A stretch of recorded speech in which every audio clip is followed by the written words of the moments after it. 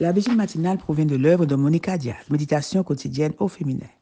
La méditation de ce matin, aujourd'hui, 16 mai 2024, est tirée de Proverbe 19, verset 8.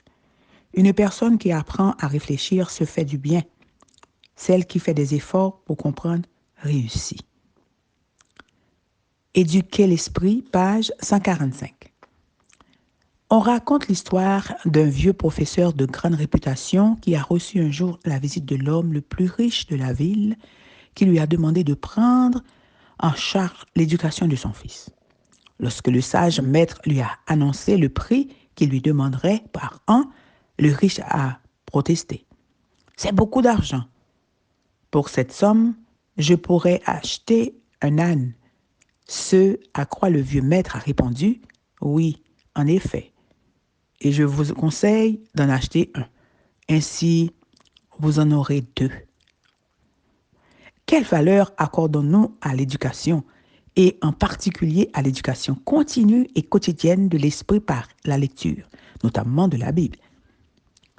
Sommes-nous conscientes que le fait de nous éduquer chaque jour et de renforcer l'éducation de nos enfants est la clé de la transformation du caractère, du développement des dons que Dieu nous a octroyés, de nos bonnes relations avec autrui, de la transmission de l'Évangile avec des mots et des moyens qui gagnent les cœurs, de la maîtrise de nos impulsions, ce qui nous différencie des ânes, d'un comportement soumis à une conscience convertie et non à un fanatisme irrationnel, d'une progression constante sans jamais nous en satisfaire, pour nous sentir, en fin de compte, des femmes chrétiennes épanouies.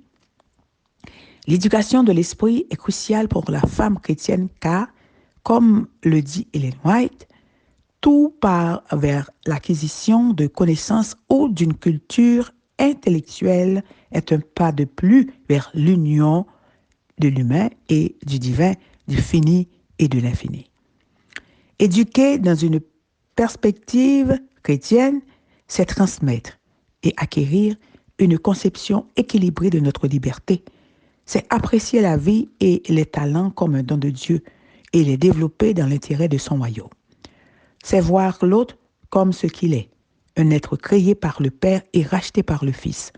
C'est enseigner l'amour comme le principe qui doit motiver nos actions.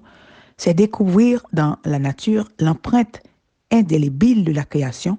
C'est apprendre à tout examiner et à ne retenir que le bien, à s'abstenir de toute espèce de mal.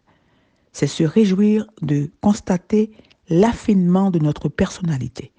Par conséquent, chers amis, qui lisez ces lignes, ne cessez pas d'apprendre, d'étudier, de lire, de vous éduquer et d'éduquer vos proches.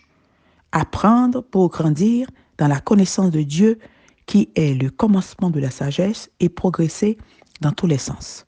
Car la connaissance affine notre vision du monde alors que l'ignorance nous abrutit. Amen, amen, amen.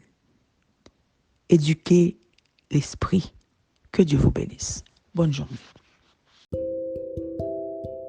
Radio Adventiste Bethany de Pétionville, la radio qui vous parle de Jésus.